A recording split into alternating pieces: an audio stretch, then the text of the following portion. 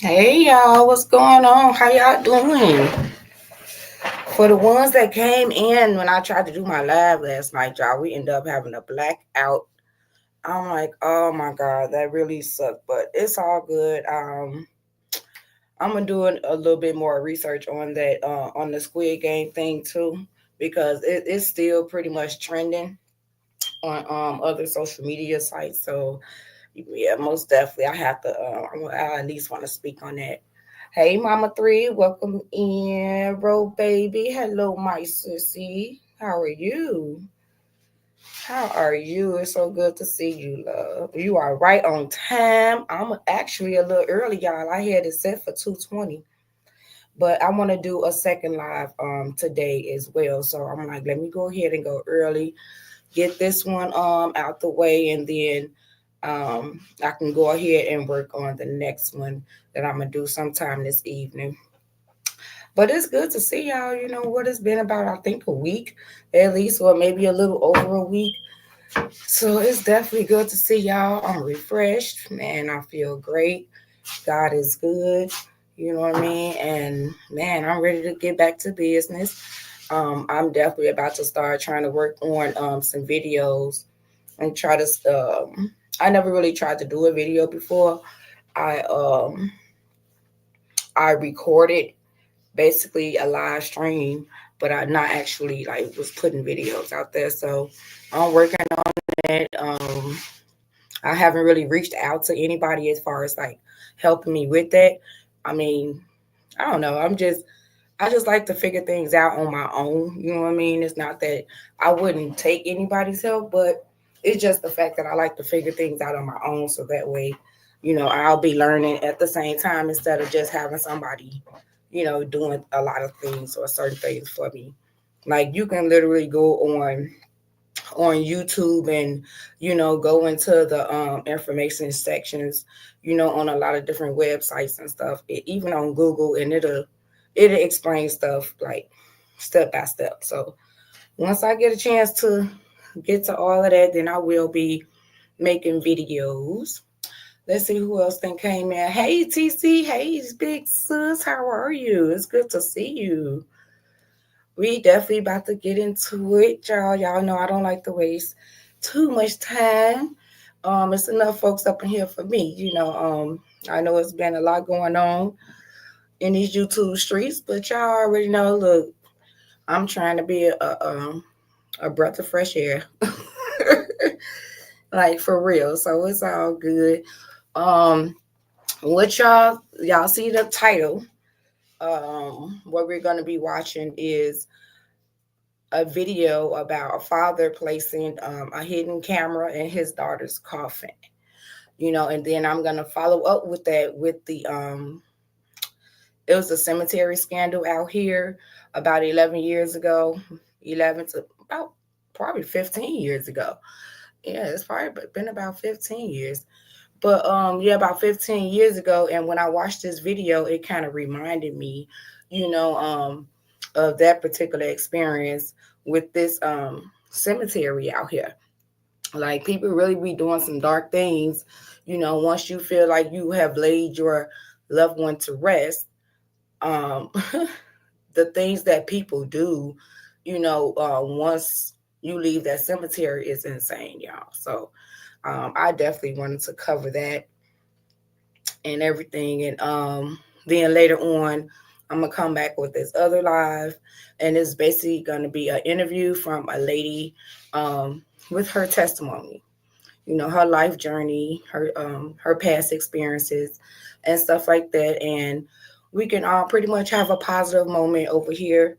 So after this live, I'll probably schedule that live um a little bit later, definitely before 9 o'clock.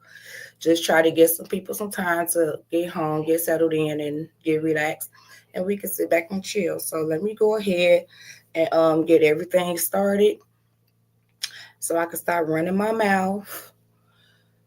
Let me first let me share my screen.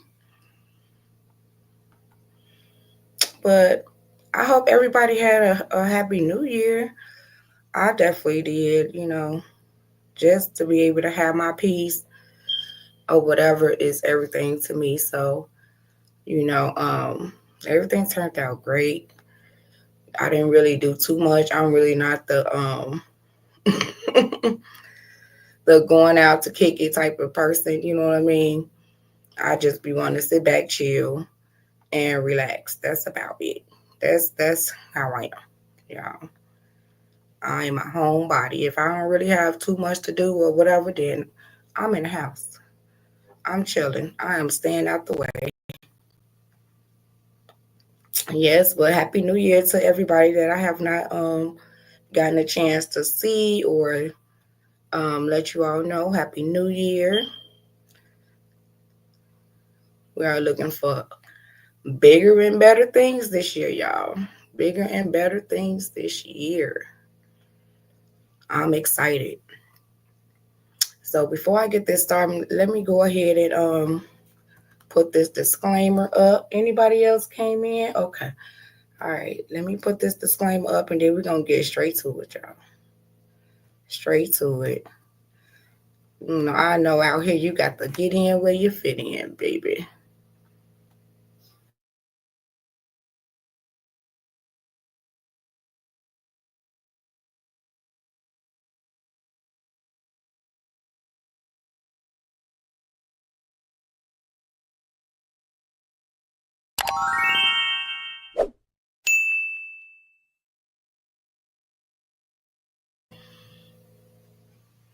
All right, let's get started. Daughter from the kitchen window as she played outside, riding her bicycle or chasing after the neighborhood kids. A vibrant smile on her face that could brighten the dreariest of days. Lila was his world. Ever since her mother had walked out on them when Lila was just a toddler, it had been just the two of them. They were a team, inseparable, and Marcus had done everything he could to make sure she grew up with love, stability, and the belief that nothing could ever hurt her. He worked long hours at an auto repair shop, coming home late and often exhausted, but he always made time for her, whether it was playing board games, reading her favorite books, or just talking about her day. He made sure Leela knew she was the center of his universe. On the morning that would forever be etched into his memory, the sun was already high in the sky when Marcus woke up. It was a quiet Saturday morning, the kind where the world seemed to slow down for just a little while. He went into the kitchen to find Lila sitting at the table, focused on a drawing she was working on. "What's this?" Marcus asked, setting a plate of scrambled eggs and sausage in front of her. Leela looked up and smiled.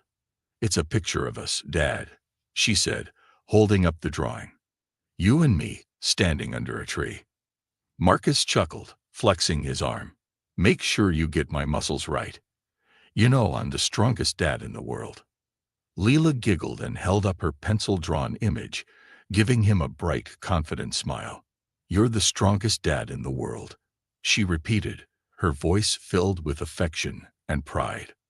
Marcus leaned down and kissed her on the top of her head.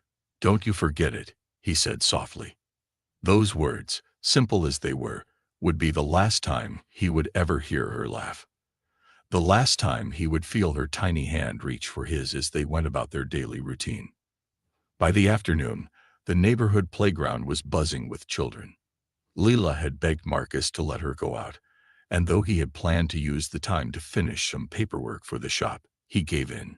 He watched as she ran off toward the swings, her ponytail bouncing behind her. There was something about her energy, her unrelenting joy, that made him smile. His phone rang. He didn't recognize the number, but the voice on the other end was unmistakable. Calm, rehearsed. "Mr. Johnson," the voice asked, "we need you to come to Memorial Hospital right away. It's about your daughter." His heart stopped. It wasn't a call anyone ever wanted to get. Before he could form a coherent thought, the officer was speaking again, his words vague but urgent. "There's been an accident. We need you here now." Marcus barely remembered the drive to the hospital. His thoughts were a blur, his hands gripping the steering wheel as he fought to keep himself steady.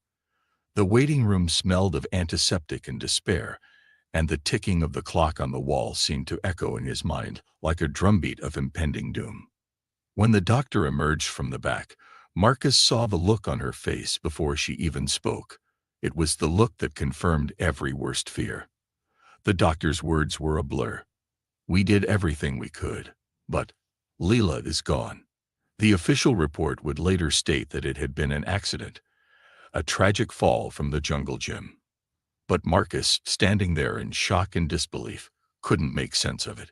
How could his bright, energetic daughter have just fallen? How could something like this happen so suddenly? The next few days were a blur of funeral preparations, well-meaning condolences from neighbors who barely knew him, and the crushing weight of loss. The funeral was scheduled quickly, too quickly for Marcus to process the fact that his daughter was gone forever. When the day arrived, the cemetery was gray and lifeless, the rows of headstones casting long shadows as the small group of mourners gathered around Leela's tiny white coffin, its gold trim glinting in the dull sunlight. It didn't seem real. This wasn't the way it was supposed to be. His daughter wasn't supposed to be lying in that coffin. She wasn't supposed to be gone. It wasn't until the wake that Marcus began to notice something strange.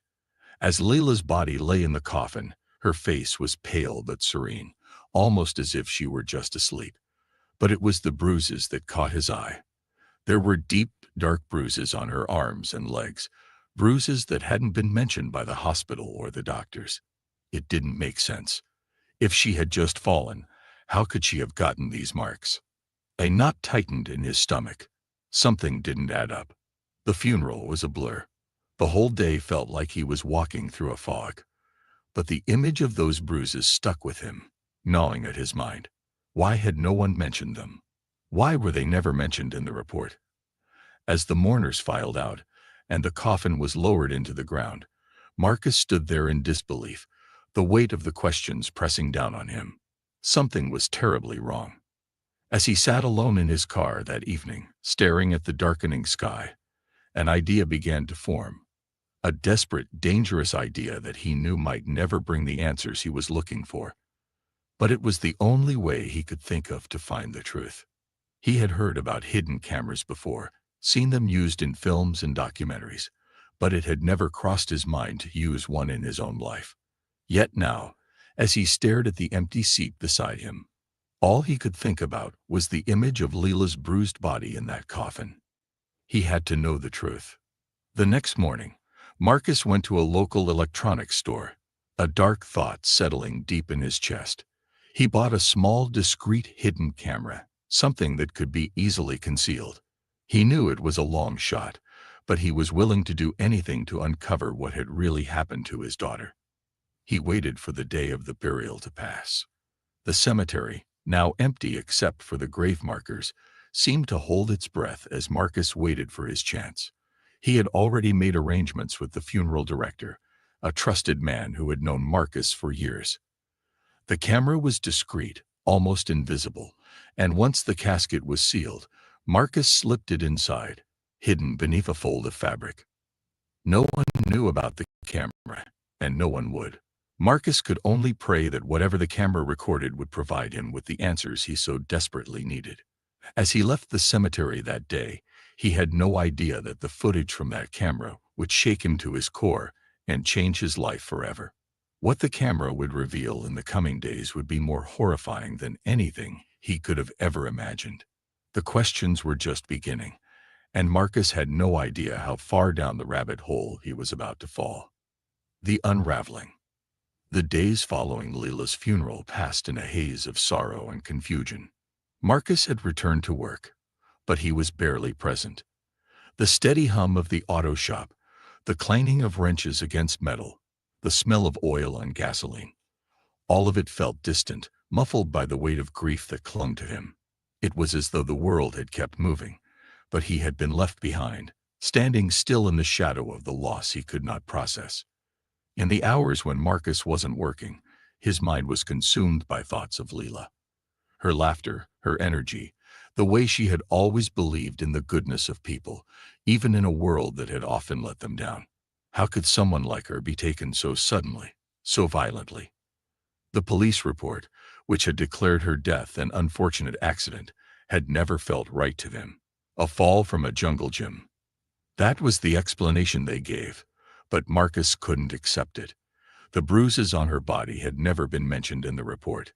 No one seemed to have an answer for them. Not the doctors, not the funeral director. No one, except for the nagging feeling deep in his chest that something had been covered up. Each night, after returning from work, he would sit in the small, dimly lit room in his house, staring at the small camera he had purchased. It sat on the table in front of him, just a piece of equipment, but to Marcus, it had become something much more significant. It was his only hope, the only way he could find out the truth. He hadn't dared to watch the footage yet. The thought of seeing Layla's lifeless body, her once vibrant energy reduced to something still and cold, was too much for him to bear. But as the days wore on, the need to know overwhelmed him. He needed answers, and no matter how painful it might be, he knew he couldn't rest until he had them. It was late one evening when he finally decided to view the footage. The small television in the corner of the room flickered to life as Marcus connected the camera to the screen. His hands were trembling, his heart racing. He had never felt so vulnerable, so desperate. He sat down in the worn armchair, staring at the blank screen as the footage began to play. The first few minutes were uneventful. The camera had been positioned carefully inside the coffin, hidden beneath the fold of Lila's dress. The lens pointed directly at her face. The quiet hum of the cemetery's surroundings could be heard in the background, the rustling of trees in the breeze, the distant chirping of crickets. It was eerie, the silence of it, as if the world had been holding its breath in anticipation of what was to come. Then, as the minutes ticked by, something began to happen. At first, it was subtle. The camera's angle shifted ever so slightly, as though the casket had moved on its own. Marcus leaned forward, staring at the screen with a mix of disbelief and fear. The small, almost imperceptible movements continued, as if something inside the coffin was trying to shift or adjust. It couldn't be.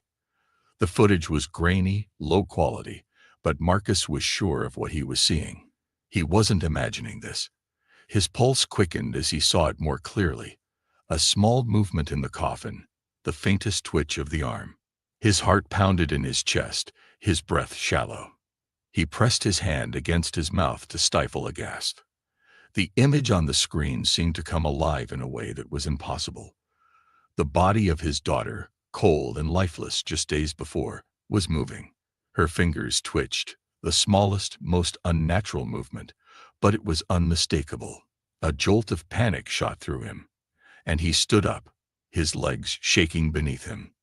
No, this can't be real, Marcus whispered to himself, his voice breaking. He rewound the footage, watched it again. This time, he saw it more clearly. Lila's fingers twitched again, then a small movement in her legs, as though she were trying to shift her position.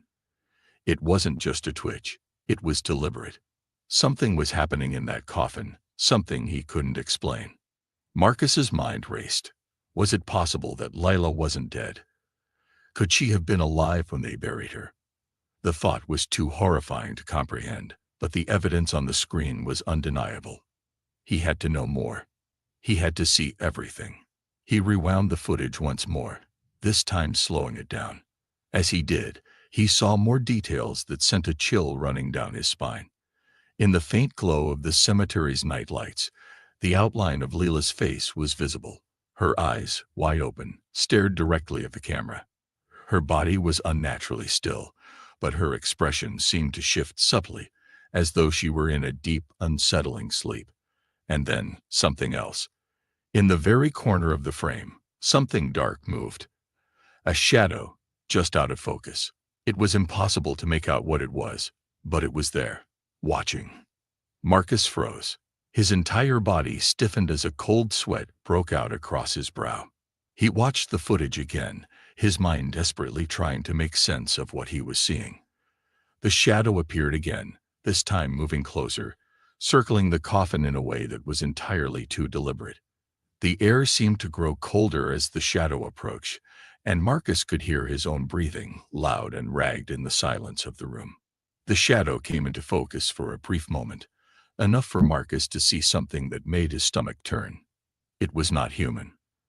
The figure that loomed near the coffin was tall, with long, thin limbs that seemed to stretch unnaturally. Its face was obscured in darkness, but there was an undeniable presence, an evil that Marcus could feel deep in his bones. The figure reached out, its hand hovering just above the coffin. For a moment, it seemed to hesitate, as if unsure whether to proceed. But then, with a swift motion, it pressed its hand against the lid of the coffin, and the entire frame of the camera jolted. The body of Leela inside the casket trembled violently, as though the figure had somehow connected with her, pulling her deeper into the void of whatever was happening. Marcus's heart stopped. His hand flew to his mouth as he tried to stifle the scream that was threatening to escape. The footage, which had once seemed like a lifeline, now felt like a curse. What was happening? What had he just witnessed? The figure withdrew its hand, and for a moment, everything went still again. Lila's body remained frozen, her eyes staring out into the dark nothingness, her fingers twitching occasionally. The shadow retreated into the distance, but the eerie sense of dread lingered. It was then that Marcus understood. This was no accident. This was something far darker than he had ever imagined. The camera continued recording, but Marcus couldn't bring himself to watch any longer. He turned the screen off, his body trembling with the weight of the revelation. Whatever had happened to Leela, whatever had caused her death, it was far more sinister than anyone had led him to believe. He couldn't stay in the house any longer. The walls seemed to close in on him, the very air thick with the dark secrets he had uncovered. He needed answers, and he needed them now. He couldn't trust the authorities. He couldn't trust anyone. Whoever, or whatever, was behind this had to be stopped. As Marcus left the house, the cold night air hit his face, but it did little to cool the burning rage that had taken root in his chest. He had seen the truth, and now he had to uncover everything. Whatever it took, whatever sacrifices he had to make, Marcus would stop at nothing to bring justice to his daughter. The hidden camera had revealed something far more horrifying than he could have ever imagined. Now he had to confront the darkness that had taken his child. Into the darkness. The weeks that followed the discovery of the footage were a blur of restless nights and haunted thoughts. Marcus couldn't escape the image of the shadowy figure standing over Lila's coffin, its unnatural presence forever burned into his mind. The truth, however terrifying, was undeniable. Something dark, something malevolent, had been at work. His daughter had not died from a simple accident, as the authorities had claimed. No, there was a far deeper, more sinister force at play. Every time he closed his eyes, he could see the figure hovering over Layla's lifeless body. His mind was consumed by the haunting image of the shadow that seemed to control her every movement. He could no longer trust anything. The world he had once known, the world of simple answers and explanations, had shattered beyond recognition. He had always believed in the order of things, that there were reasons for what happened, that justice could be sought through proper channels. But now, nothing made sense. Marcus knew he had to find answers, and he had to do it quickly. He couldn't live with the idea that he might never uncover the truth of what happened to Leela. But the more he delved into the mystery, the more he realized how unprepared he was for what lay ahead. The first step was obvious. He had to investigate the cemetery. The footage had shown the figure hovering near Lila's coffin, but it had given no clear answers about what the shadow actually was, or why it had been there. If he was going to confront this darkness, he needed to go back to the place where it had all started, the place where his daughter's body was laid to rest. But as he stood outside the gates of the cemetery one chilly evening, a gnawing unease settled deep in his stomach. The cemetery, once a peaceful place, now felt like something else entirely. It seemed almost alive, as though it were holding its breath, waiting for something to happen. The gates creaked as Marcus stepped inside, The soft crunch of his boots on the gravel path, the only sound that broke the stillness of the air. The moon hung high in the sky, casting a dim, ghostly light over the rows of headstones. He walked past familiar markers, some worn with age, others freshly inscribed, each one telling the story of a life that had come and gone.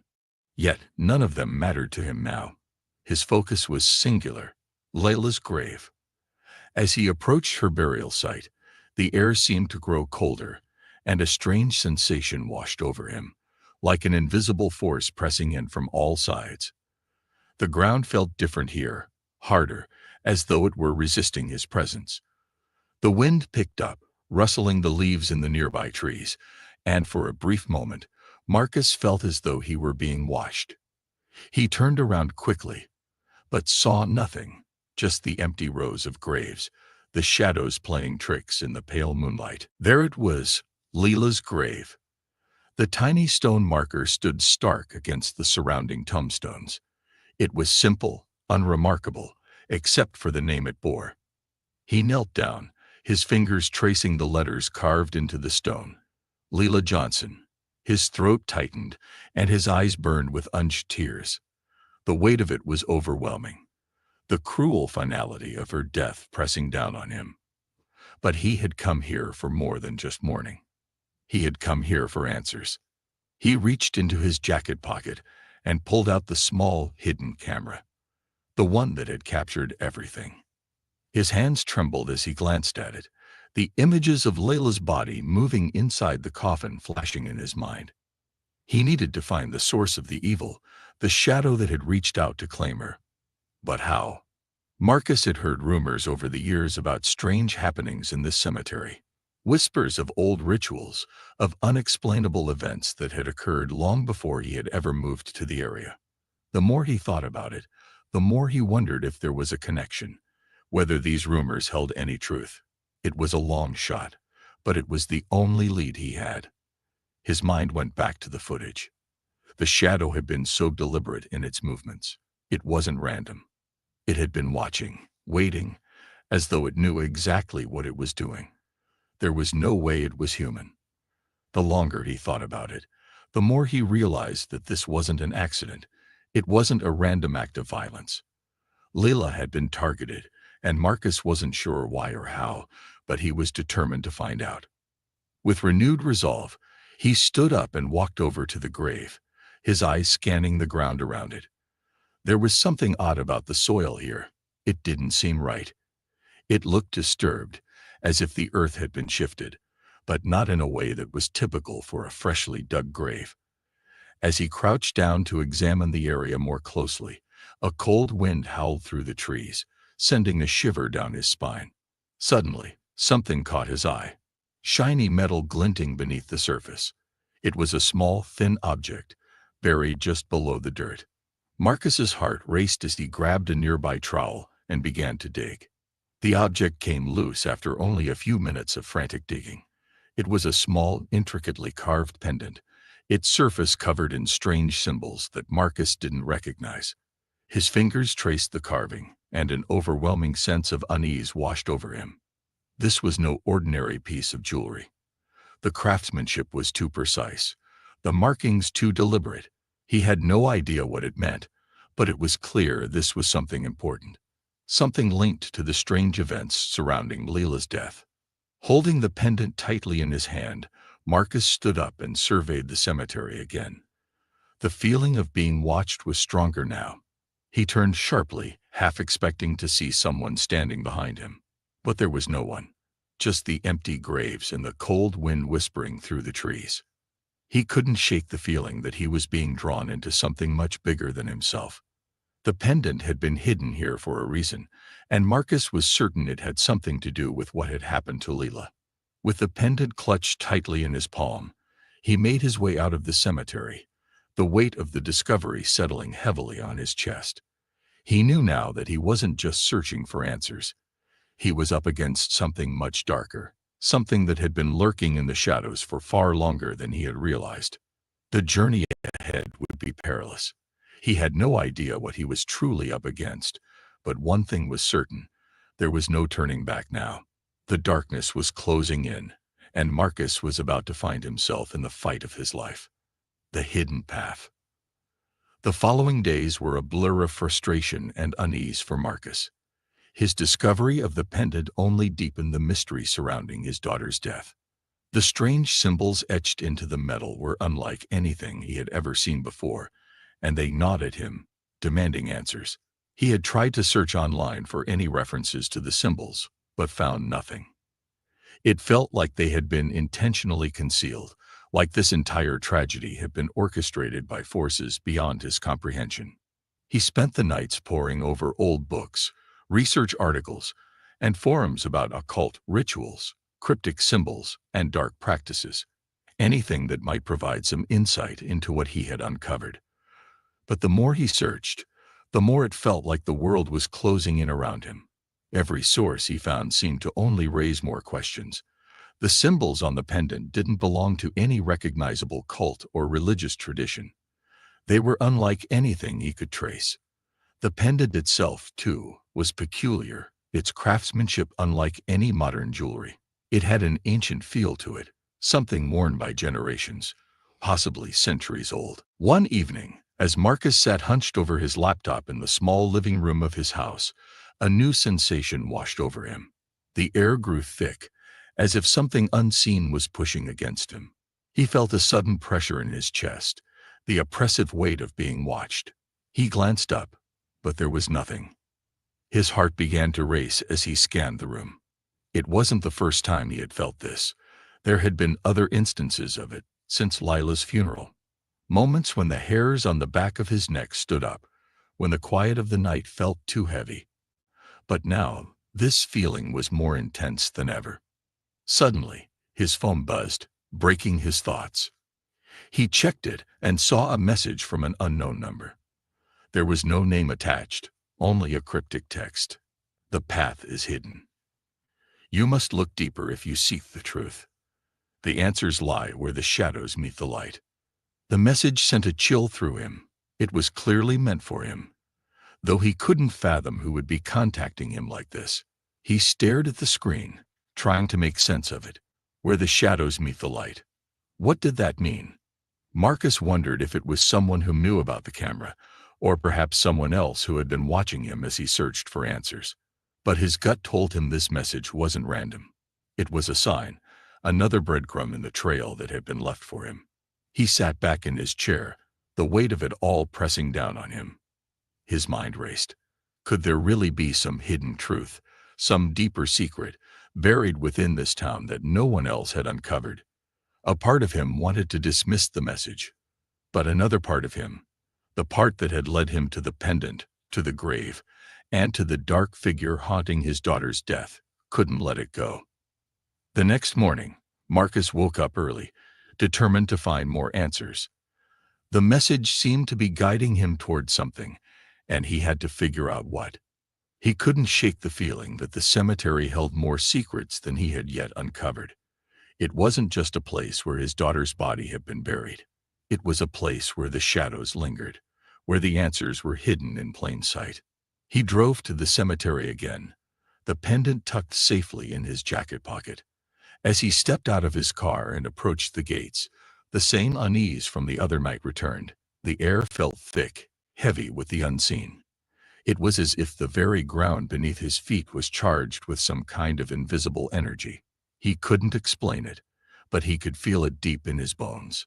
Marcus didn't know what he was looking for exactly, but he knew that if there were answers to be found, they would be here, buried beneath the layers of time.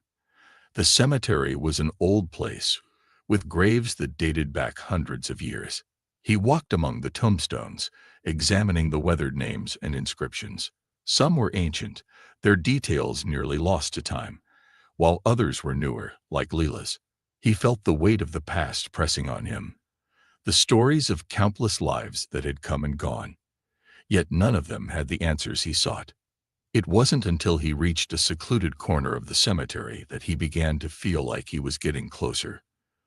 This part of the cemetery was less frequented, overgrown with weeds and ivy, as though the world had forgotten it. The old stone statues that lined the area were cracked and crumbling, their features eroded by years of neglect. Marcus felt drawn to one in particular, a weathered angel, its face obscured by the passage of time. There was something about it, something familiar. As he walked closer, he noticed that the base of the statue had strange carvings. His heart skipped a beat when he realized they were similar to the symbols on the pendant. His mind raced. Could this be the connection he was looking for? Could this statue, this forgotten corner of the cemetery, hold the key to understanding what had happened to Leela? Marcus kneeled down and carefully ran his fingers over the carvings. They were old, chipped, and faded, but they were unmistakable. The same symbols that had been on the pendant appeared here, carved into the stone in intricate patterns. It was as if someone had placed them here deliberately, hiding them in plain sight. He glanced around, suddenly feeling paranoid, as though someone might be watching him. His heart raced as he began to inspect the area more thoroughly. There had to be more to this statue. He stood up and examined the base more closely, pushing aside the vines and overgrown grass. That's when he noticed something, an inscription, barely visible beneath the moss and dirt. It read, "The light of the forgotten will reveal the shadows of the past." The phrase struck him like a bolt of lightning. The light of the forgotten. Was this referring to Leela? Was she the forgotten one? The shadows of the past. Could it be that the events surrounding her death were not just a tragedy, but part of something much larger? Something ancient. Marcus felt his pulse quicken. His mind was spinning as he connected the dots. Lila's death wasn't an isolated event. It was part of something that had been hidden for generations. The cemetery, the strange symbols, the hidden message. It was all connected. And the more he thought about it, the more he realized that the figure in the footage, the dark shadow that had moved over his daughter's body, wasn't a random occurrence. It was a manifestation of something old, something that had been lurking in the shadows for far too long. The cemetery, once a place of mourning and peace, was now a battleground for something far darker than Marcus had ever imagined. And it was clear that the battle wasn't over. Layla had been taken, not by accident, but by a force that had planned her death long before she had ever fallen from the jungle gym. And now Marcus knew he was part of something much larger, a hidden world of darkness that had been lurking in the shadows for centuries. With newfound resolve, Marcus stood up, clutching the pendant tightly in his hand. He was no longer just a grieving father seeking justice. He was now a part of a story far older and far darker than he had ever believed. He would find the answers, no matter the cost. But he also knew that this path would not be easy. Whatever force had claimed his daughter was not going to let him uncover the truth without a fight. And Marcus was prepared to face whatever came next. The shadows were waiting, and he would not rest until he had uncovered the secrets buried beneath the surface. The forbidden knowledge. The more Marcus delved into the mystery surrounding Layla's death, the further he felt himself slipping into a world that defied logic and reason. The cemetery, once just a place where his daughter was laid to rest, had transformed into a labyrinth of secrets. The strange symbols on the pendant and the carvings on the statue were pieces of an intricate puzzle, one that seemed to stretch back through time, entwining itself with the very foundations of the town. It was as though the town itself had been built on forgotten knowledge, dark knowledge, that had been buried beneath layers of history. As he sat alone in his small, cluttered home late one night, surrounded by open books, maps, and old research articles, Marcus's mind raced. He had spent the past few days trying to make sense of everything, piecing together fragments of information. But the more he uncovered, the more he realized how little he actually knew. The symbols, the pendant, the eerie messages, it was all part of something that stretched beyond his comprehension. He had to know more. His first instinct had been to consult the local library, where he had spent hours sifting through obscure books and newspaper archives, searching for anything that could explain the strange events that were unfolding. But it was the mention of one particular name that caught his attention. The name was old, almost forgotten, but it had appeared in several records, on tombstones, in historical documents, and even in the faded pages of a local journal. The name was the Holloway family. The Holloways had been the founding family of the town, and from what Marcus could gather, their influence had been vast, stretching into the very fabric of the community. They had built the cemetery. They had established the town's schools, the church, and the businesses that had thrived in the area. But there were whispers, old rumors that spoke of something darker. There had been stories of mysterious disappearances, of strange rituals performed late at night, and of an unsettling power that had remained in the family for generations. No one spoke of it openly, but those who had lived in the town for long enough knew that the Holloways had ties to something ancient, a force that had been passed down through the bloodline. The more Marcus read, the more it seemed that the Holloways had been at the center of something far darker than anyone could have imagined.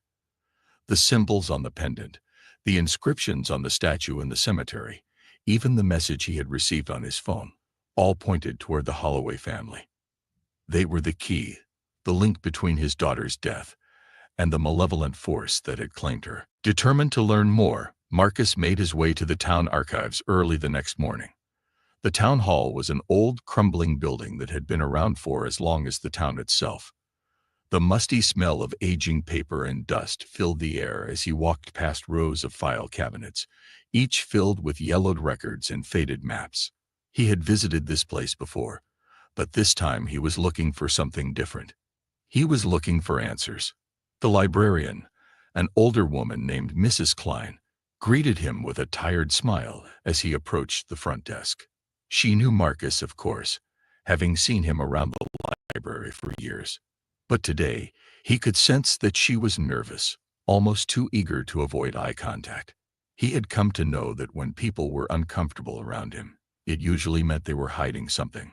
Mrs. Klein knew more than she was letting on. "Can I help you with something, Marcus?" she asked, her voice a little too sweet, too rehearsed. "I'm looking for any information on the Holloway family," Marcus replied, his tone calm but firm. He didn't have time for pleasantries. The change in her expression was subtle, but it was there. Her face tightened, and for a moment she hesitated. Then, with a stiff nod, she gestured for him to follow her. "This way," she said, leading him to the back of the library, where the oldest records were kept. The shelves here were stacked high with dusty boxes and ancient documents. The air was thick with the scent of old paper and mildew, the dim light casting long shadows across the room. Mrs. Klein paused in front of a large wooden cabinet, its doors creaking as she pulled them open. "The Holloway family records are special," she said, her voice barely above a whisper. "You might not find what you're looking for, but, well, you should be careful what you uncover. Some things are better left forgotten." Marcus ignored her warning. He was past caring about warnings. He needed the truth. Mrs. Klein handed him a thick, leather-bound book, its cover worn and cracked with age. The title, embossed in gold, read The Holloway Chronicles, A History of Darkness. Marcus opened the book, his fingers trembling as he flipped through the brittle pages. What he found inside sent a chill down his spine. The Holloways weren't just powerful. They had been part of something much darker. The book detailed the family's deep involvement in occult practices, going back generations. It spoke of rituals performed under the cover of night, of bloodlines that were believed to be cursed, and of a pact made with an ancient force, one that demanded sacrifices in exchange for power. The Holloways had used their influence to manipulate the town, shaping its very foundations with the blood of those they had claimed. And now, it seemed, that power had turned its eyes on Leela. She wasn't just an innocent victim in this twisted narrative. She was part of a much larger plan, one that had been in motion for centuries. The pages described a dark ritual called the Harvest, a ceremony that required the soul of an innocent to be sacrificed in order to renew the Holloway bloodline's connection to the ancient force. The ritual involved marking the chosen victim with symbols, the same symbols on the pendant Marcus had found, the same ones in the cemetery, and then binding the victim's soul to the spirit realm. Marcus's stomach turned as he read on. The ritual wasn't meant to be performed just once. It was part of an ongoing cycle, a twisted tradition that had been carried out for generations, with each sacrifice feeding the Holloway family's power. And it seemed that Leela had been marked. Her death wasn't an accident. It had been orchestrated long before that fateful day of the playground. The fall from the jungle gym had been nothing more than a part of the plan. The shadows that had hovered over her body were not random. They were agents of the dark power that the Holloway family had been feeding for centuries. The realization hit Marcus like a freight train. His daughter had been taken by forces that were beyond his control, forces that had been pulling the strings long before he had ever realized it.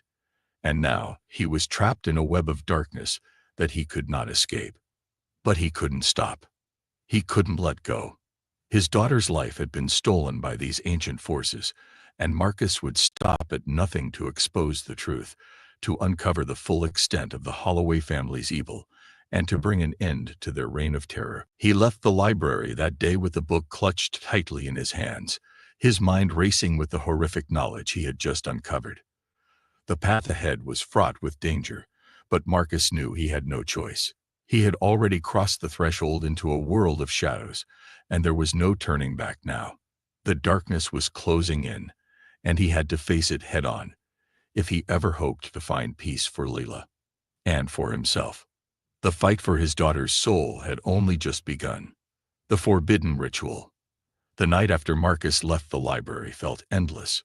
The weight of the knowledge he had uncovered, the terrible understanding of what had truly happened to Leela, hung over him like a dark cloud. He couldn't escape the visions of the ritual, of the shadowy figures and ancient pacts that had claimed her.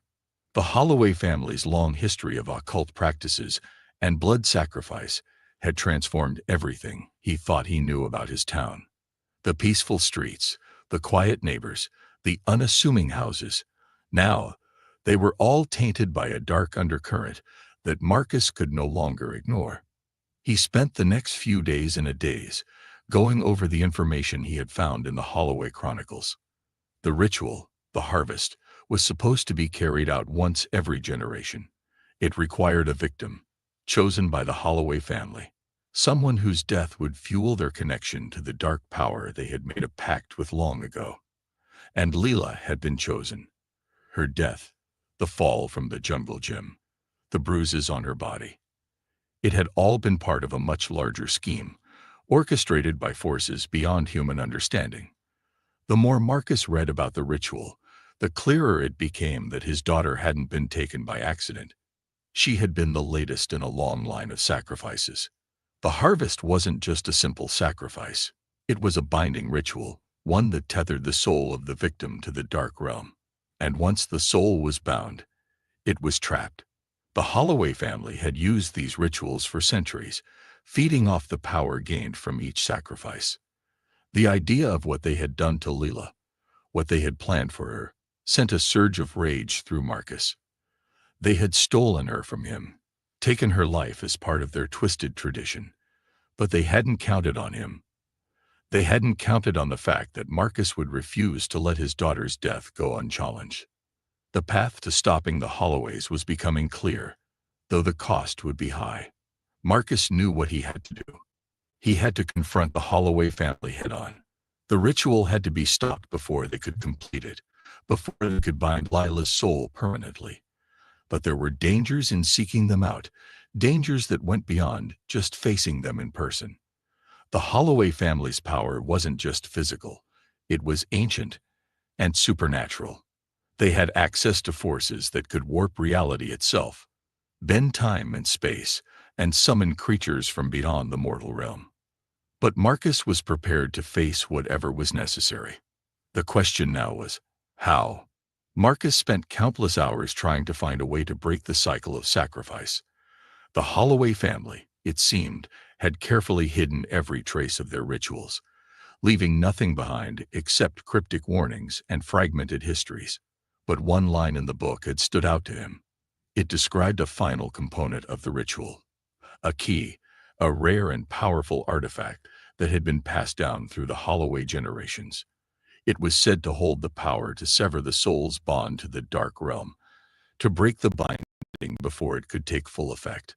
The artifact was called the Heartstone, a gem believed to be infused with the very essence of the Holloway family's pact with the dark force. The book mentioned that the Heartstone was kept hidden in an old mausoleum near the edge of town, an ancient crypt that had been abandoned for years. Marcus had never seen it before, but he knew that the mausoleum was important. The Heartstone was the key to saving Leela. It was a desperate plan, but it was the only one he had. Armed with the knowledge of the ritual and the location of the Heartstone, Marcus set out in the dead of night, determined to stop the Holloways and free his daughter's soul. The air was thick with fog as he drove toward the outskirts of town, his mind fixed on the crypt. Every instinct told him that the mausoleum wasn't just a building. It was a place of power, a place that had been carefully guarded by the Holloway family for generations. He could feel the weight of history pressing down on him, the dark energy that surrounded the site. As he approached the mausoleum, Marcus noticed that the building was far older than he had anticipated. The stone structure was covered in vines and moss, its windows long since shattered. The entrance was sealed with an enormous rusted iron door, its surface marked with strange symbols. The symbols matched those he had seen on the pendant, the ones that had been carved into the base of the statue in the cemetery. They were signs of the ancient pact, and they radiated with a malevolent energy. Marcus took a deep breath, trying to steady his nerves. He wasn't just walking into an old crypt. He was walking into the heart of the Holloway family's power. He pushed the door open, the metal groaning in protest, and stepped inside. The mausoleum was dark, its air thick with the scent of decay. The walls were lined with stone coffins, each one belonging to a member of the Holloway family. The room was silent, except for the faint rustle of movement in the shadows. Marcus could feel the weight of the place pressing down on him, the malevolent presence of the spirits that lingered here. But he couldn't turn back. He had to find the Heartstone. The further he ventured into the crypt, the more oppressive the air became. The walls seemed to close in on him, the darkness swallowing him whole. He followed the faint glow of the moonlight that filtered through the cracks in the stone, leading him deeper into the crypt. The mausoleum had an eerie labyrinthine quality, with narrow passageways that seemed to shift and twist in ways that didn't make sense. It was as if the place itself was alive, shifting and moving with an intelligence all its own. Finally, after what felt like hours of navigating the twisting corridors, Marcus found himself standing in front of an altar. It was the only place in the crypt that seemed untouched by time. The stone surface was smooth, and at the center of the altar sat a small pedestal. Upon the pedestal rested a single object, the Heartstone. It was a brilliant gem, its surface glowing with an ethereal light. The Heartstone pulsed with an unnatural energy, its glow casting strange shadows against the walls. It was beautiful and terrifying at the same time, its power undeniable. Marcus knew that if he was going to have any chance of saving Leela, he had to take the Heartstone and use it to break the bond that had been placed on her soul. But he also knew that taking the Heartstone wouldn't be easy. The Holloways would do everything in their power to stop him. As he reached out to touch the stone, a voice echoed through the crypt. It was soft at first, a whisper in the shadows, but it grew louder, more insistent. "You cannot stop what is already set in motion," the voice intoned. "You cannot undo what has been done." Marcus froze, his hand hovering just above the Heartstone. He could feel a presence, a malevolent force, drawing closer. The air seemed to crackle with dark energy, the walls of the crypt trembling as if in response to the voice. It was then that he understood. This place wasn't just the Holloway family's tomb. It was a doorway, a gateway between the living and the dead, between the world of the living and the dark realm where Leela's soul had been bound.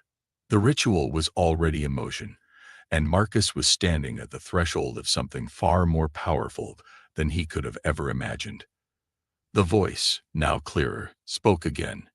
"You cannot save her, Marcus. She belongs to us now." A chill ran down his spine, but Marcus didn't flinch. He had come too far to turn back now. He had to act. With every ounce of strength he had, he reached down and grasped the heartstone. The moment his fingers made contact with the gem, a surge of energy shot through him, filling him with an overwhelming sense of power and dread. The walls of the mausoleum seemed to shift and distort, the very air warping around him. Marcus could feel the grip of the dark force tightening, but he refused to let go. The battle for Layla's soul had only just begun, and Marcus was ready to face whatever came next.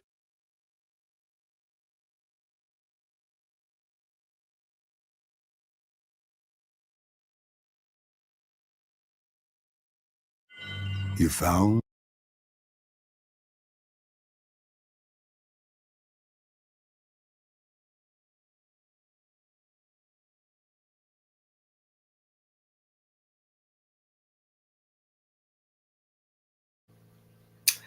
Okay, y'all. Roro, stop crying, child. Shoot. Okay, so anyways, yeah, like it's another story that's similar to that. I had actually watched the other story first, and then I had came across this one. But let's talk about this man bravery real quick. Like y'all are silly. Yeah, she like cut this off. Get on my nerve. It was about done anyway. Basically, he freed his daughter's soul, of course, from those those evil intensities that was within their family. I'm not sure if it was his family or her mother's family. I'm not sure how all that went either. They pretty much just gave the story just how it is, and that's about it. But yeah, I think that was really brave of the father actually taking those steps, to free his daughter's soul. Because baby, I need a team behind me. I would have needed a team behind me once I found out that it was something spiritual. Mm-mm. Like he was very brave about that. But that just goes to show, like, you really don't know what type of family traditions that people be having. And next thing you know, you find out, okay, my baby was just at the gym enjoying herself. Next thing you know, she fall and now she's not here anymore. And these people can't explain to me, what's going on is not sitting right up in my heart. And then to find out some stuff like this, that it's a tradition. Like y'all literally chose my child. So yeah, that was pretty eerie and tripped out. What we say, TC, I'm trying to be supportive, sister, but but she doing too much. I'm ready to log out, child. Whatever. You like stuff like that. Well, not exactly like that, but I get it. But anyway, let me tell y'all about this other one, right? The other one that was the similarities is basically a father putting his daughter laying his daughter to rest, and also put a camera up in there. It wasn't nothing spiritual. It really had something to do with the grave diggers and the cemetery. So his story was like pretty much really, really different compared to it, but it had, like I said, a lot of similarities. So once this other guy, he puts the camera up in there, um, he actually had them. He had to do like things lawfully, So they actually was tampering with her body at the funeral home, and everything. So they tampered with her body. Like she ended up having like dirt under her nails. And he had started noticing like certain bruises on her that was not that should not have been, on her and stuff like that. So it was really different, and he actually got justice for that. Like they was pretty much kind of racist, and they looked at baby girl like she was just another little black girl, So they treated that entire situation according to how they personally felt, and it was very neglectful and stuff like that. So that father did whatever it is that he needed to do, or whatever, to get justice for his daughter. So yeah, that was pretty good. So that brought me to what I've experienced when my son passed away about 15 years ago. When he passed away and during his burial, I think it probably happened maybe about a month later or something like that, or within a few weeks, because I believe it happened in September. And my son passed away September 8th. So, um, yeah. Anyway, about a month and a half later, this situation happened at a cemetery called Burr Oaks out here. So what they was doing was selling people plots. And I got a few videos on that. I don't know if y'all heard it, but it definitely, I mean, it was everywhere. So they actually was digging up graves and stuff, like older graves and stuff like that, and replacing them with new deceased bodies, just to try to make room within the cemetery. So we gonna get into that. I'm gonna give y'all they are very small videos. Like they literally probably about 3 minutes, 4 minutes, stuff like that. So let me get into that real quick. Let me go up in here. Let me find out you still down there crying, roll baby. See, don't baby her. Don't baby her either, TC. Shoot. Roll baby. Okay. So here we get ready to go. Here we go.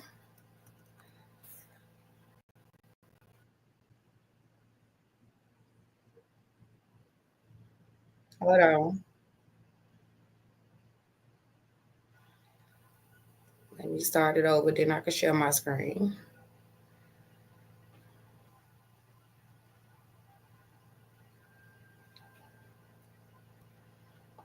TC was all into it. You didn't sit up there, but it did start getting like kind of like, freaky though. You be like, hold on now. So here we go, y'all. This is a video that someone recorded during a time. This had happened at the same cemetery that my son was buried at. Look how they just it's just tossed around. This don't make no sense, man. It's just sitting. It's just sitting. It's just all just tossed. And y'all That's know them wrong. stones cost money, honey. That is wrong. Like for real. Don't know who's wrong or what. That's wrong, man. You don't even know where it goes. They just got to sit here. Are you serious? This my mama's headstone right here. Oh my God. Right here. Look at it. This is my mother's headstone. You see, I just came over here for the And they time. just got it thrown over here. And she put her last year. I need to just pick this motherfucker up and carry it. And take it with you. I know that's right. Because if I see mines, I'm taking my dad's with me. What can they do?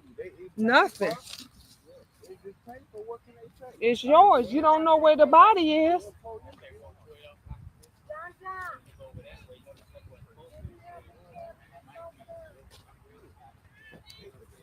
Huh? That thing is heavy. Where they actually dig around. This is my evidence to that gate. They said any evidence. That was just put there. Yeah. That was just put there. Okay, I got the picture. You're going to get it too. Okay? All right. Yeah, Huh? another thing. Look at this. Her name and her info and sent her car with it. Man, this, what? World War II. Are you serious? March 13th. So that's what they was doing. Like they was literally I found out, y'all, that after my son was when he was buried, they did move his body.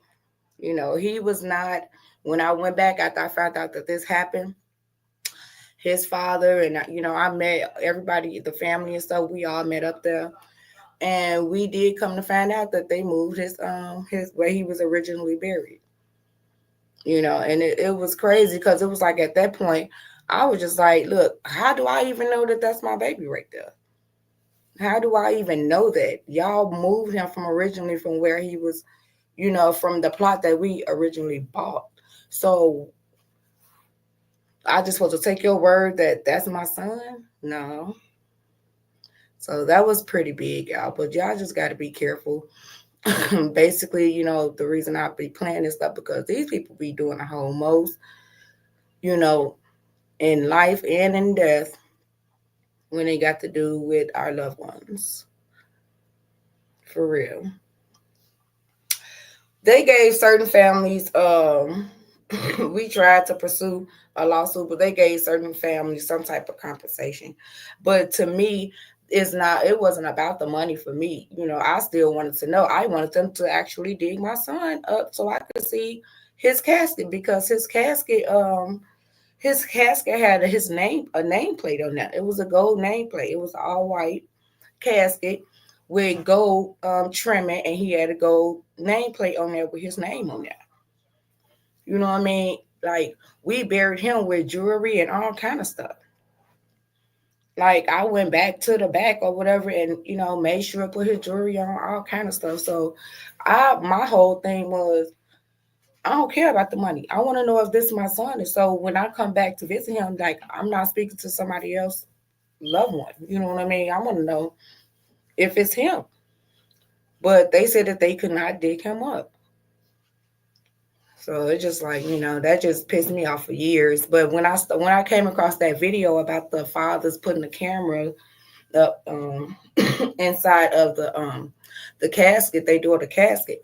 It brought me back, to that particular situation that I experienced myself. So, and it had me thinking like, man, I wish I would have thought of something like that to put a camera up in my son's casket because even though it sounds kind of weird to do because it's like, okay, the dead should just be that dead, you know what I mean? So you shouldn't, once they are buried, you don't think about that type of stuff like that. You just want to start your grieving process. But after seeing that, it had me thinking like, man, I wish I would have thought, to do something like that. But you would think these people be really handling your family members with care, and they don't. They literally take from them, you know, like they do some real evil and mean stuff to the dead, and it's crazy. TC said it ain't about the money, but we talking about disturbing the deceased loved ones. Exactly. It man, definitely. But okay, Ro baby child. I gotta do my content at the end of the day. I gotta explain the reason this why I chose this particular video because I could relate at some point as a parent. So and I want to share that with y'all. But if anybody else got any questions, that's cool. I'm gonna go to, let me see, try to grab y'all a little something.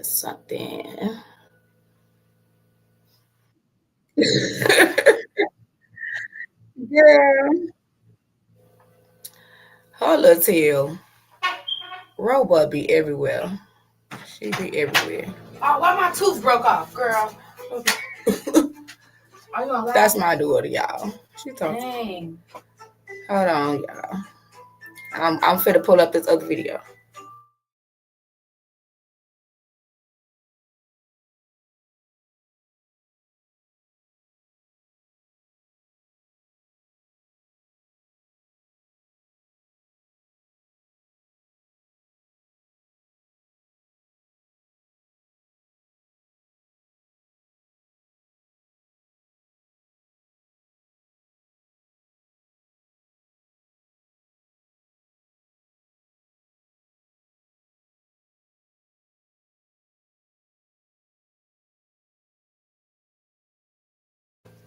Okay, y'all. So let me know. Y'all want to watch something as far as Teens Gone Wild. Let me know what y'all want to look at because I got stuff up in different playlists. If y'all want to do one more video, we can do one more video. And then I'm going to get up out of here so I can be able to make sure I prepare for the next live I do later on.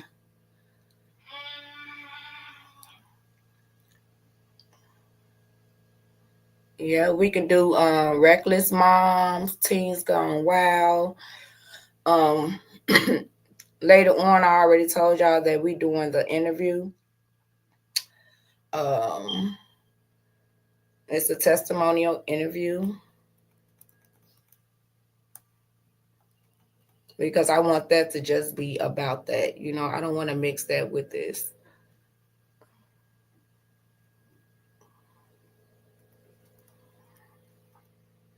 Yeah, I don't want to mix that with this, y'all. So, okay. Y'all ain't say nothing, so let's do let's do Reckless Mom. Now let's do this. Every excuse. I think I did that one. Every excuse in the world. I think I did that one.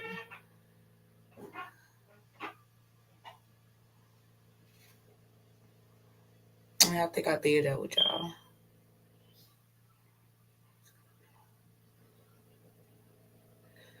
Well, y'all will let me know if I did this. She's supposed to see. There she goes. Yeah, we about to do this other video. I named it Every Excuse in the World, but it's actually titled something else. So let me go into it and then I'm gonna share my screen. Give me a second. Yeah, that's your little tail. She's spoiled as ever, child. I don't got time for her. Her spoiled self. She is spoiled. I told her I'm gonna create her own little channel for her. Child. I am gonna create her own channel for her. Okay, let me share my screen.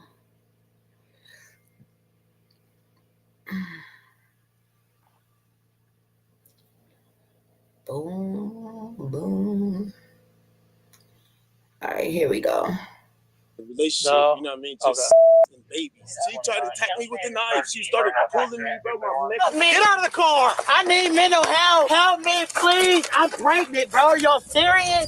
In Ravenna, Ohio, on November 9th, 2023, Officer Brock Wise was dispatched to a house for a domestic violence case. When he arrived, he made contact with a male who stated that his girlfriend assaulted him and that she had a knife. The male had visible injuries on his neck, and they found a broken chain necklace on the front porch. Here is what happened when officers made contact with Chantel Drafton.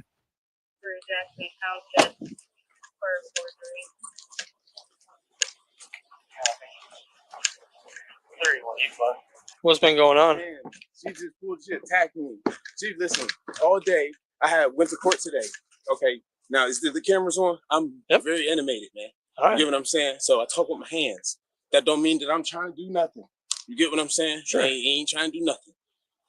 I got it from this morning. Okay, I had to go to court. You know what I mean? For they said I saw 2 officers. You get what I'm saying? I bonded out. And when I bonded out, she had already started in the courtroom this morning. You get what I'm saying? At the courthouse. Like they got it. What all sparked all this? Oh, that's what I'm telling just you from like the beginning. So she talked about, oh, I'm grabbing my stuff. She's been doing it all day. I got the text messages and everything. I'm leaving. You can come back. I tried.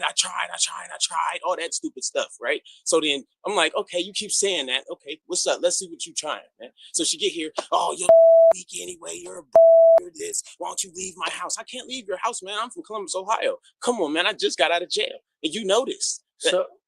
Then that's what she like, leave my house. I said, I don't have to leave. I'm not doing nothing to you. I'm not saying anything to you. She grabbed knives. Whose house is this? This is hers, but both of ours. Are you guys both on like the lease and stuff? No, just her. But no, this is where everything. My everything is here. Right. No, because no. So Because we were told that she had a knife. Yeah, so, I told y'all. Yeah, she had so it. She tried to attack me with the knife. She started pulling me, bro. My necklace is broke. All of that.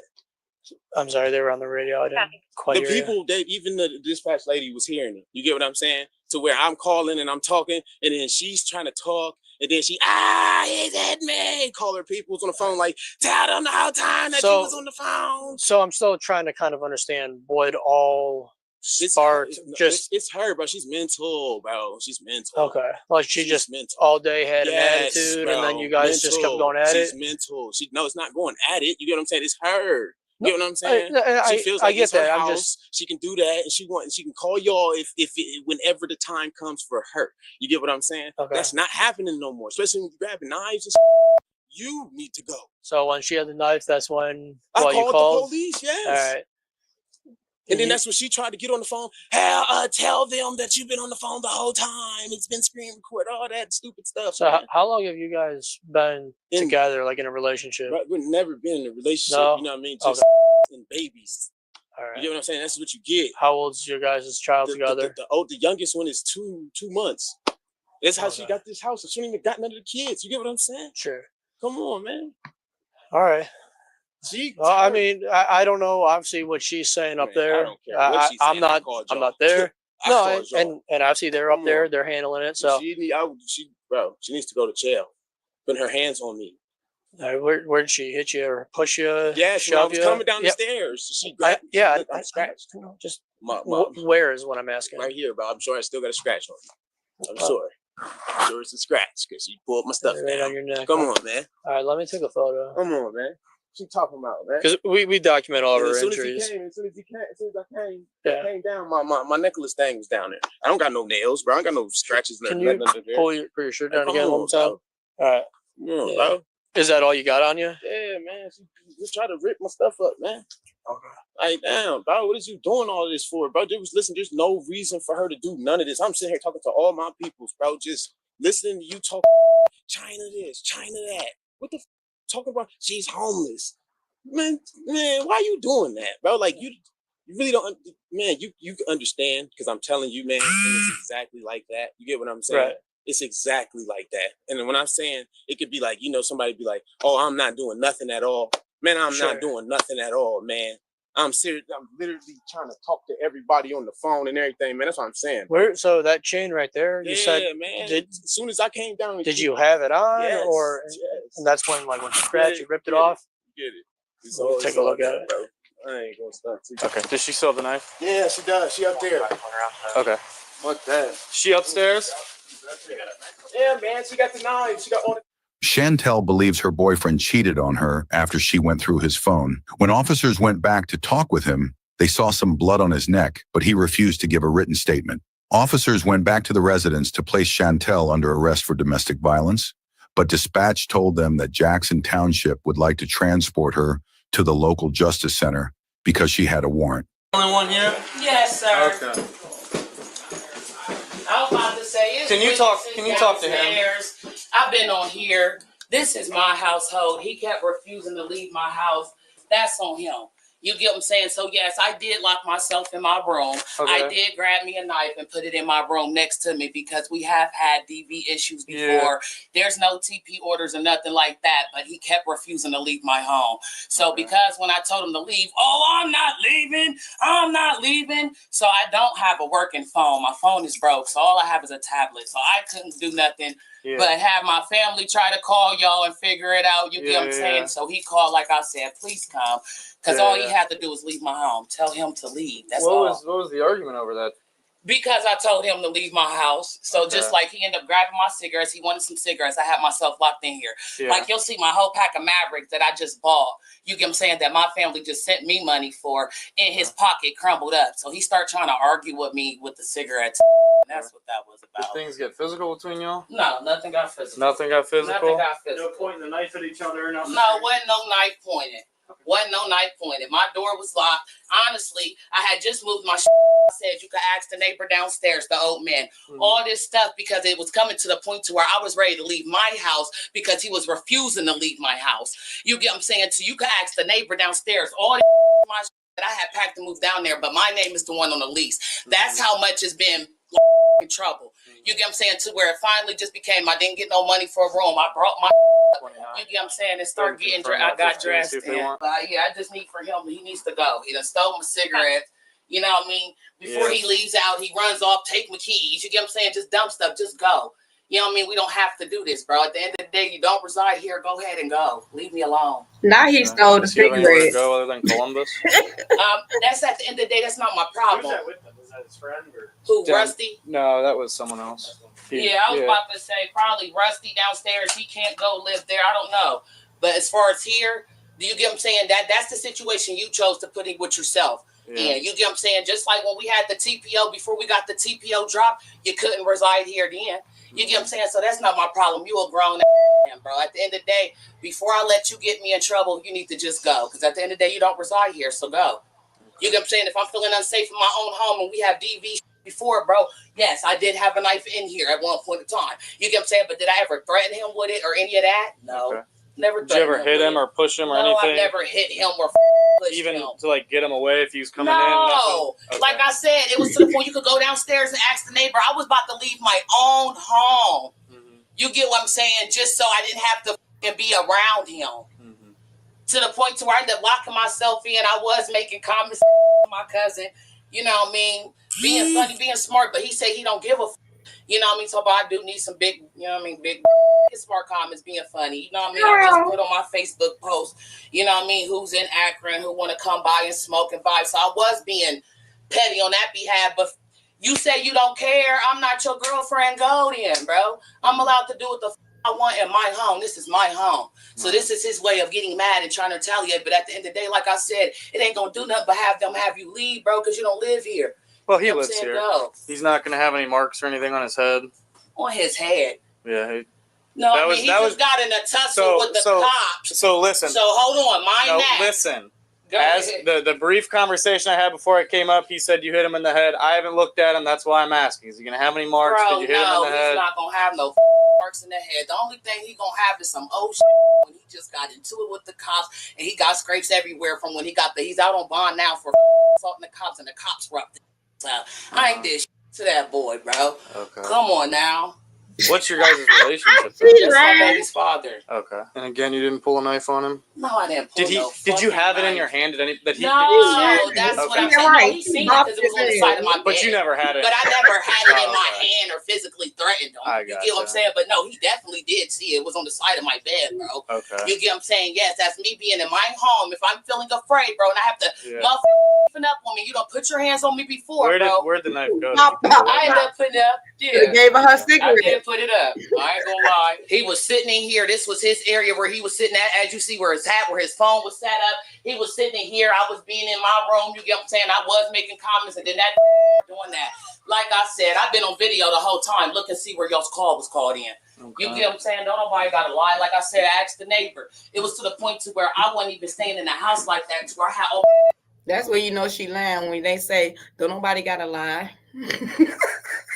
Downstairs, bro, to where I was ready to leave my own home because I don't want to deal with it. So they were on the phone the whole time? Yeah, my cousin, I've been on the phone with her, video chat. The whole interaction that just happened. We probably, cause we was on, it's 7-11. We was on video for 43 minutes. Then the motherfucker disconnected, bro, and called it right back, bro. You get what I'm saying? Because I asked her to look him up to see if he had a motherfucker warrant. What's no warrant? Because I asked her to look up in, because I was telling her to call, bro, because I wanted him to go. Okay. You get what I'm saying? So, yes, as you see, bro, 43, ain't nobody got to lie about nothing, bro. That's what I'm saying, bro. I've been in my room. He was in that area. That's on him. He's mad. On the he just came back here. He was staying with a friend, bro. You get what I'm saying? You didn't even have anything here. Our TPO just got dropped. And since got dropped, bro. It got dropped. They took him to jail. He got out on bond yesterday because I had Black Lives Matter bond him out. And then it's been bull since this morning. You ain't even left to go get your... No, Black Lives Matter bond him out. Child, talk about the character, honey. You won't leave the house. You get what I'm saying? You won't leave to where was the point? I was ready to leave my own shit.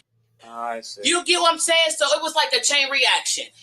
You know what I mean? On the 3rd, we had the TPO order carrying court date. His ended up getting served with his indictments and shit. So they took him in. He went to jail. Just bonded him out yesterday, bro. We had court date today for the. You know what I'm saying? Because he was supposed to go to the status hearing. Yeah. We ain't even made it there, bro. We've been going through this morning. Swear to God. Okay.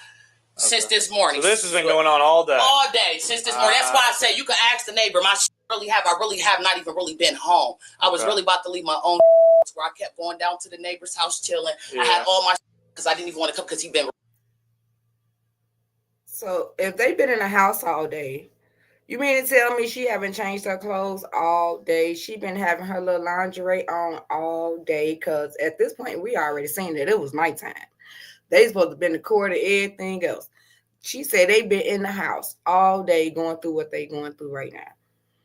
Baby, if he's staying up in the house, what they had to do with you? Hell yeah, she bopped his ass a couple of times because he took her cigarettes. Been refusing to leave. Left to go get his own. You get what I'm saying? He won't leave. And when he did, just tried to run off and call the cops, bro. He just took the keys and everything, bro. That's my whole wallet with my identity and shit in it, bro. Why are you running off? Okay. You get what I'm saying? No, he's saying something about a busted chain. Who? He's talking about a broken chain. A broken chain of what? Chain. Necklace. Chain? Yeah. What broken chain? That's why I'm asking you. I don't know where no broken chain of his. Now he reaching. No. Like I just told the officer, our TPO just got lifted on Friday. He got arrested Friday. He just got out on bond yesterday. You get what I'm saying? Yesterday, he ain't go nowhere. He came straight back here. We've been arguing since this morning. This walked to the courthouse, you get what I'm saying? And we was arguing at the courthouse this morning. So it's been going on this morning. So like I said, I was ready to leave my own. Even brought his clothes or any of that shit. So what are you talking about? And chain, bro. Well, no, I'm not you. I'm talking I was about him say, like you're really just reaching, bro. No, you're really reaching. Any type of way to stay in this house is what he keeps doing, bro. Just go. All I'm asking, I know y'all trying to say now he lives here, bro, but at least can you tell him to take a walk? If you're feeling threatened, bro, or if you're so upset still, can you ask him to go for a walk? Well, actually, you're going to take a ride with us. Why? Because you're going to jail for domestic, so. For, huh? For domestic violence, so. What? What? Can I put some clothes on? What? I didn't even touch him. I've been on the video and I have a witness. Are y'all serious? Child, it's the expression for me. She tells us, can I put some clothes on? You ain't caring nothing about flying your little nice little body, you know what I mean? Like, hey, with your little lingerie on, she ain't care nothing about that. Now you want to put some clothes on, child. I cannot look at that face, baby. Serious? What happened when you guys went downstairs at the door? I closed the door. He was on the phone with y'all, and the cops was coming. I closed the door. When I heard somebody shaking the door handle, I unlocked it. Whichever one it was of y'all. No, I'm saying when he left. He left, and I hurried up and locked the door. That's why I didn't even see my keys. He tried to unlock the door, bro, and I stood on the door. He had my keys. He's got scratch marks on his bro, neck. he just got in a fight in jail, bro. Look at the thing is in there. Listen, it's fresh blood. Yeah, bro, I'm telling you, I did not just fight that nigga. He's lying. I'm telling you, you can ask my neighbors, bro. I done tried to leave my own home. You want to take with you? Yes, bro. Can you lock my house?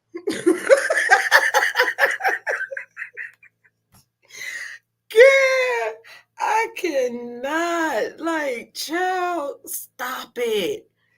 I mean, did you see how she just went like from 0 to 100? Like, she breathing hard, all kind of. She need them squares now. Oh, son, bro, this is crap. I've been in a video the whole time. You can ask my cousin, bro. You can ask the neighbor. I'll take your keys and I can lock it up for you. You can ask the neighbor, can I put some pants on? This is crazy. You can ask the neighbor. I never put my hands on him. Your neighbor wasn't up here. What? I'm saying I've been on video the whole time. I showed you for over an hour. We're done. Let me take your keys. Bro. Let me have your keys. You can ask the neighbor, bro. I just got back from pulling my I never put my hands on him. He is lying. Can I put some clothes on, bro? He's lying. Can you get my stuff? Can you lock my house? Because he's going to try to come in my house, bro. Let's go. He's lying. He's lying, bro. He's doing this. I just got him out of jail. He's lying. Can you ask the neighbor? He's like, can I put some pants on, please? So she just got him out of jail for him to sit up here and send her to jail. Oh, he's lying. Can I put some pants on? You ain't care nothing about no pants the whole video. Please put some pants on. You care nothing about no damn pants. He just got in a fight. You can ask her neighbor. Her neighbor heard me asking her, call the police. You can ask her neighbor. I was calling for him to call for the police, bro. Are y'all serious? I never touched him. Can y'all please look in the police report? It's upstairs in my drawer, bro. He just got in a fight in jail. He just got in a fight in jail. He was just arrested for it. That's where that Get in the car, bro. I'm telling you, I never hit him. I never scratched him, bro. And I'm pregnant. I never scratched him. Now she pregnant. This woman just saying I'm pregnant, child. She making every excuse in the world. That's what I call this video. Every excuse in the world. Get in the car now. Back of my house. I never scratched Get in the car. I never scratched him. I never scratched him. Get in the car before you get charged with resistance. I got mental Put your health. leg in the car. I'm pregnant. Come on. And I got mental health and my heart hurts. So you stop. I didn't touch him. You didn't lock my door and I didn't touch him. I got witnesses. You can ask her neighbor. With Chantel in the back of the car, and this time with her handcuffs still on. Due to her behavior, Officer Wise decided to escort Chantel directly to the Justice Center. Bro, I didn't touch him. Please help me. Get out of the car. I need mental health. Help me, please. I'm pregnant, bro. Are y'all serious? Let's go. Are y'all serious? Face the car. I'm pregnant. I got witnesses. Why are y'all doing this? He has more fucking beating me while I was pregnant. I just bonded him out, bro. Why are y'all doing this to me? And I'm pregnant. Rusty! Stop! I got witnesses. Stop! The neighbors came outside. I got witnesses, bro. Y'all are doing this wrong. My cousin's been on the thing the whole time. I got witnesses, bro. Y'all got me out here with my everything. Because I didn't have a phone. Get in the car. I didn't touch him. Y'all arrested me for nothing, though. Y'all arrested me for that. I am pregnant, bro. Get in the car. I am pregnant. And I got mental health problems, bro. Every excuse. Please help me. You was just getting ass and everything, like girl. You still doing my house, my kids stuff. I gotta get my kids. Please, please. I got witnesses. Take it straight out. Yep. I got witnesses. I didn't do anything. I got witnesses. This is not right. Y'all did not lock my house or give me my property. I got witnesses. He was just on the phone talking about having his brother rob my house. All I've been trying to do all day is get him to get out my house. I did not touch him. And I got witnesses. He gonna take my stuff. He gonna take my stuff. That's what he was just calling his brother for a ride, bro. What's not cool is the way you're acting. I have postpartum and I'm pregnant. And y'all just arrested me when I told y'all it was on screen record. And I have witnesses that I didn't do anything to him. And the judge told him earlier, not the judge, but the officer told him just to stay away from the house. And he still came back and my bad, Miss Sassy. I was trying to put the little kissy emojis, but I'm sitting up here laughing at the doggone. This girl just say she's pregnant and she got postpartum.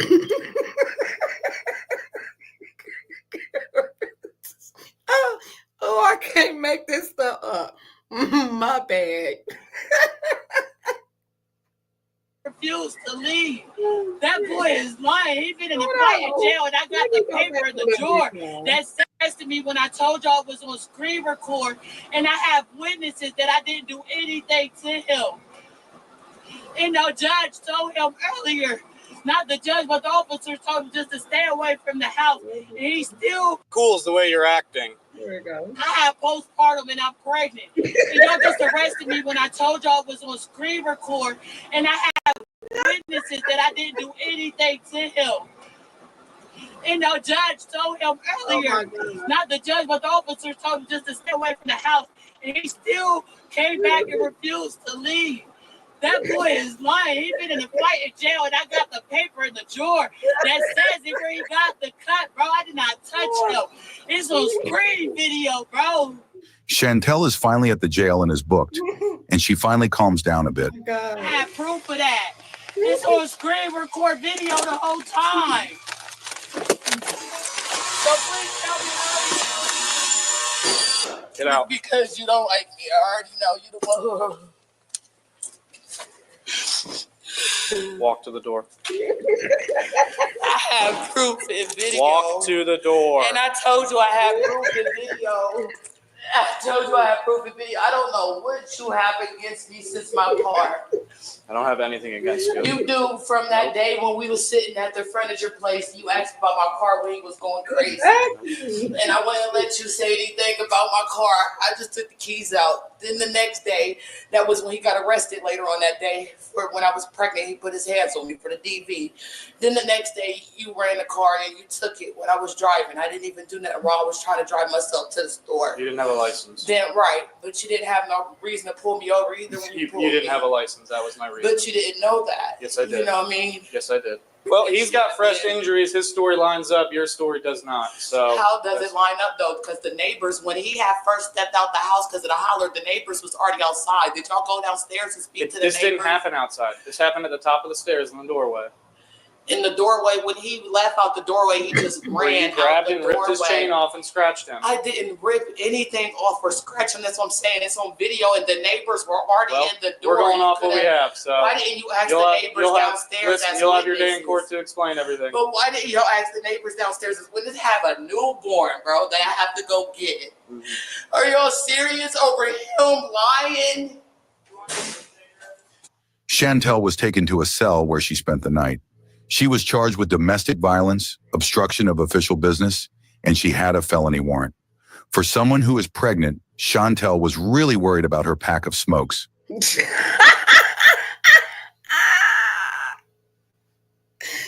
worried about them squares.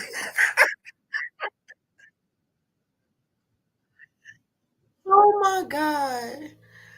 Oh my God. That was hilarious, y'all. I'm sorry.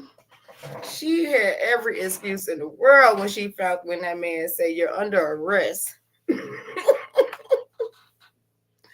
She said, I'm pregnant. I mean, child, I can't make this stuff up. That was hilarious. Oh, Lord. Okay. She pregnant with postpartum, child.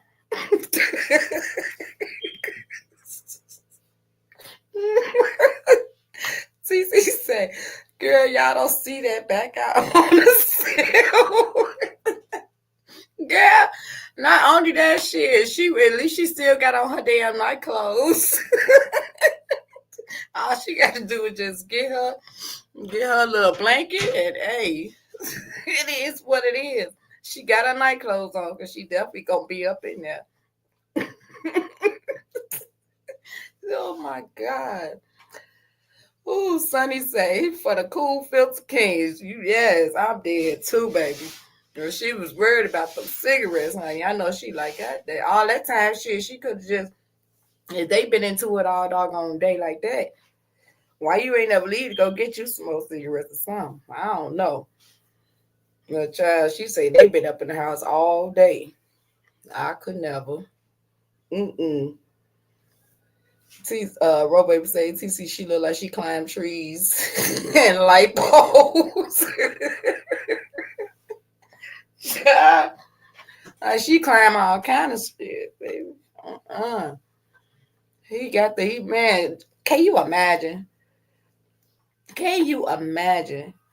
You just sit up here and bail somebody out. Well, first she say Black Lives Matter bailed him out. That's what she said. She said Black Lives Matter bailed him out.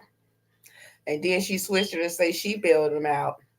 You bailed him out just for you to turn around and attack him and he get you locked up. Child. Must be nice.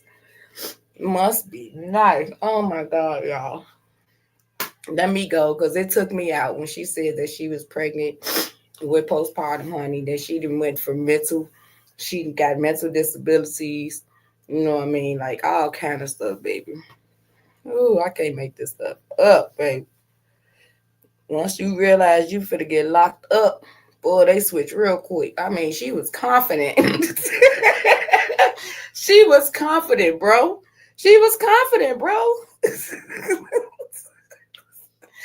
Oh my God.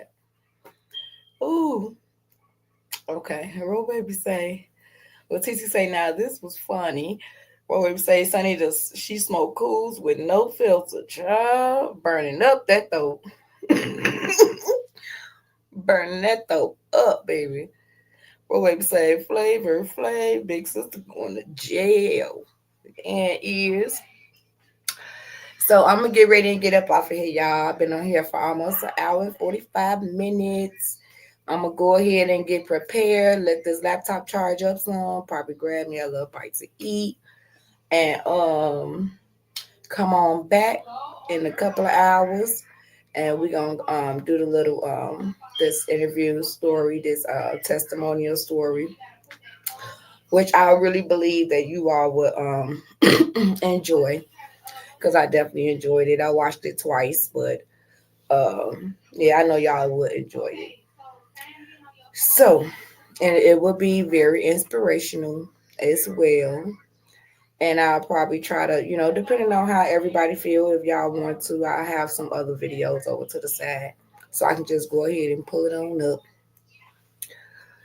What Sonny say, Rose, she don't care at all, Sonny, at all, boo. Sonny, you still gagging because I am Lord Jesus. You ladies have a great weekend. You too, TC. I hope you be able to come by a little bit later. It'll definitely be after 5 and way before 9. So in between that time frame, that's when I'll be coming back, and we can go ahead and do that. I enjoyed y'all, and I'll see y'all in a little bit. Love you.